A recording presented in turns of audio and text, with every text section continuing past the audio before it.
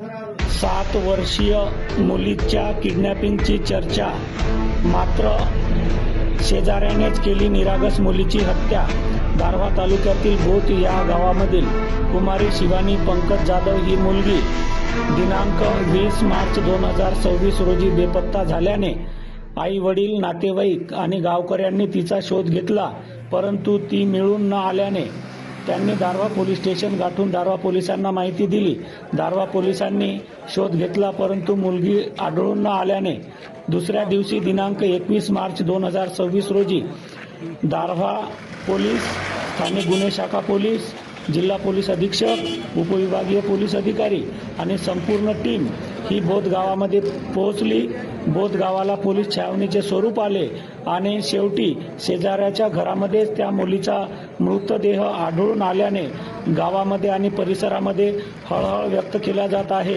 या प्रकरणी दारव्हा पोलिसांनी सोनू जाधव आणि कैलास जाधव या 2 आरोपींना ताब्यात घेतले असून पुढील तपास दारव्हा पोलीस करीत आहे।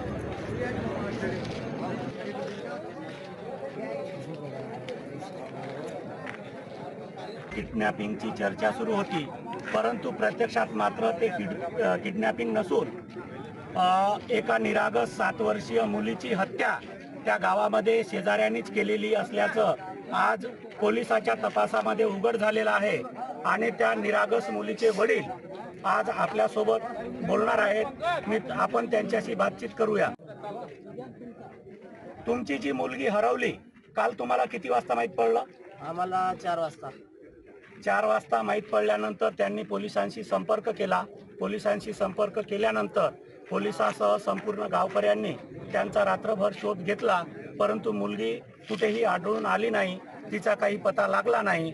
त्या कारणाने आज जिल्हा पोलीस अधीक्षकासह दारव्ह्याचे पोलीस श्वान पथकासह बोथ या गावामध्ये पोहोचले आणि बोथ या गावामध्ये पोहोचल्यानंतर श्वान पथकाला शेजाऱ्याच्या घरासमोर जाऊन तो श्वान थांबत होता।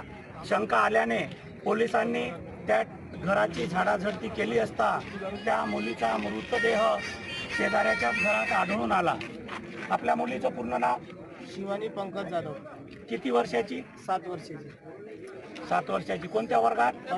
पहिल्या वर्गात। आणि हा जो हत्या करणारा इसम आहे याचं नाव काय? सोनू विलास जाधव। वय? वय 40। हा तुमच्या शेजारी राहतो? हा शेजारीच आहे। याच्या आधी तुमचं काही वैर? काहीच नाही। काही भांडण? काहीच नाही। काहीच नाही। हत्या या एवढी मोठी हत्या घडवून आणण्यामागचं त्याचं काही कारण? ते सोन्याची गाडी होती आणि त्याला मला वाटते